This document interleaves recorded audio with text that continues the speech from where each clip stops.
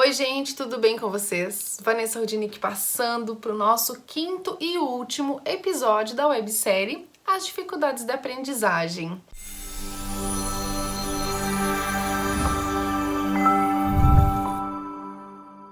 Nesse quinto episódio, eu quero dar algumas respostas para algumas pessoas, algumas mamães, algumas professoras, professores também universitários, que durante as nossas webs foram fazendo perguntas. Então eu sempre vou usar o último episódio para sanar essas perguntas, tá? Então o último episódio vai ser sempre um movimento de tirar dúvidas, um momento, eu deixei uma dúvida lá no teu WhatsApp, lá no Facebook, eu mandei lá no Insta uma dúvida que eu tenho sobre uma questão que você falou. Então tá. Então vamos lá. Então eu anotei aqui algumas dúvidas, tá? Então assim, a primeira pergunta que foi dita foi assim, ó. Com quantos anos eu devo observar o meu aluno em sala de aula e já posso encaminhá-lo para alguma profissional externa, enfim, porque eu tô observando alguma dificuldade de aprendizagem nessa minha criança? Gente, não espera o movimento de, eu vou mandar lá com 8 anos, porque já passou o processo de alfabetização, se ele não conseguir ler, escrever, decodificar, não fazer valor sonoro, aí eu vou mandar. 8 anos é muito tempo, meus amigos.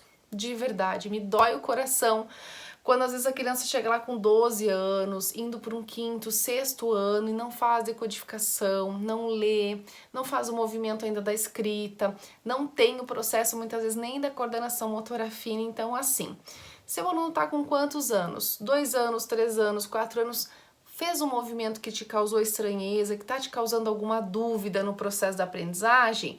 Vamos pecar pelo excesso e não pela ausência. Manda para o profissional externo. Conversa com a família, vamos fazer uma avaliação, vamos fazer um levantamento de hipóteses. Chegamos no final da avaliação e vimos que não tem nada, ótimo, ótimo para o profissional que pôde ajudar, né, e tirar essa pulga atrás da orelha, essa dúvida cruel. Ótimo para o professor, que vai ter todo um encaminhamento dessa profissional, mesmo essa criança não tendo dificuldade de aprendizagem, mas talvez tenha que fazer um movimento de ajuda diferenciado em sala de aula. E ótimo para a família, que fica mais tranquila.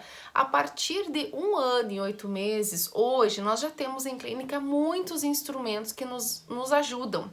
Claro que quanto menor, a gente solicita outros profissionais para ajudar. Então, por exemplo, a criança está com atraso na fala. Será que é um autismo?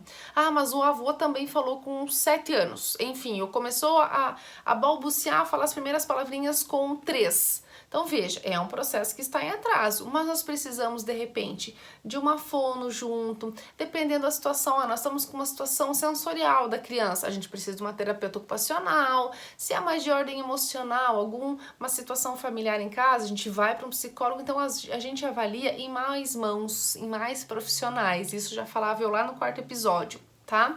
Então, é importante que, se você percebeu a estranheza, não espera lá no pré, lá no 2º ano, quando ele for pro 5º, daí que vai exigir mais conhecimento, enfim. Não, gente, por favor, não. Quanto antes, melhor. Quanto mais precoce, mais fácil da gente conseguir ajudar essa criança. Às vezes lá no 1º, 2º ano a gente já conseguiu minimizar muito o impacto dessa dificuldade de aprendizagem. Agora, se for pra gente começar no 5º, a gente vai levar todo um tempo, toda uma demanda para conseguir ajudar com mais eficácia essa criança. Tá bom? Respondido então, profs, vamos lá.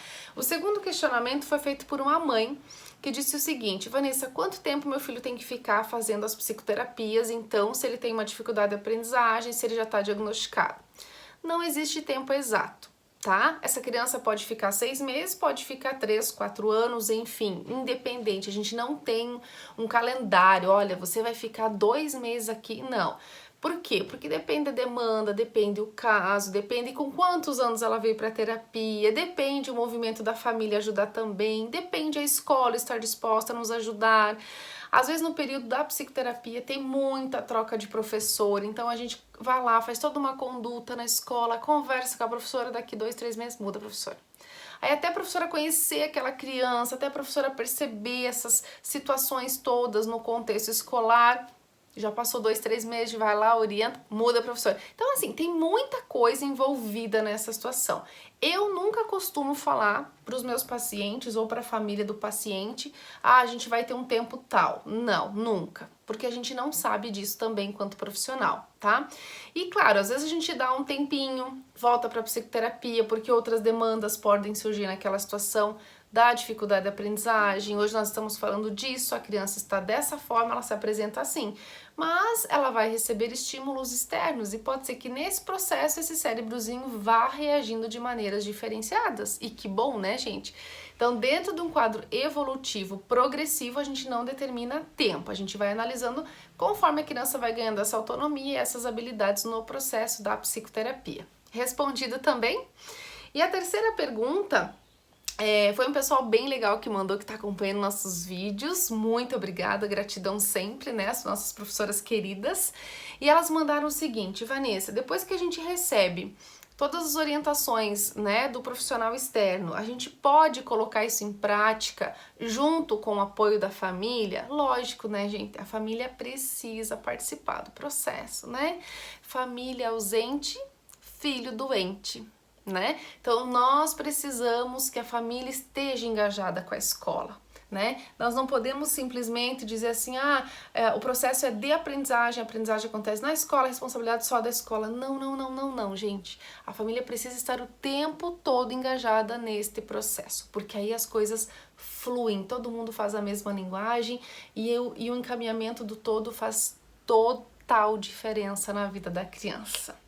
E uma observação que foi feita, que não foi uma dúvida, mas que a pessoa pediu para eu citar, ela colocou o seguinte, que quando a criança, né, traz uma avaliação, traz um diagnóstico para a escola e deixa claro para a escola, e o profissional é ativo no processo, participa, tira dúvidas, manda instrumentos, manda leituras, tudo fica mais fácil numa sala de aula. Quando a família é mais resistente, logicamente que essas dificuldades da aprendizagem, elas não são sanadas, elas são tardadas, muitas vezes não são nem trabalhadas, não são tratadas, e é lógico que isso vai ter uma expansão gigantesca e de um efeito muito dolorido para a criança, né? Então a gente não pode negligenciar. Se você sabe, se você conhece, se você está percebendo que seu aluno, seu filho, seu paciente está apresentando uma demanda de dificuldade de aprendizagem, vamos sim fazer um encaminhamento devido. Gente, foi um prazer imenso participar desses 5 episódios com vocês aqui comigo. Muito obrigada pelas observações, muito obrigada pelas mensagens que vocês me mandaram, encaminharam para a equipe, para o espaço, seja por WhatsApp ou por outros meios sociais. Gratidão imensa, tá? E já a gente vai anunciar qual é o assunto da nossa próxima web. Espera por nós, tá bom? Gratidão a Deus também por ter vocês aqui comigo e até a nossa próxima web que já eu vou anunciar para vocês. Um beijo enorme! E se você não acompanhou a nossa web sobre as dificuldades de aprendizagem, corre lá no nosso canal, corre nos nossos meios sociais que tá tudo gravadinho para você. Beijo grande e fiquem com Deus. Tchau, tchau!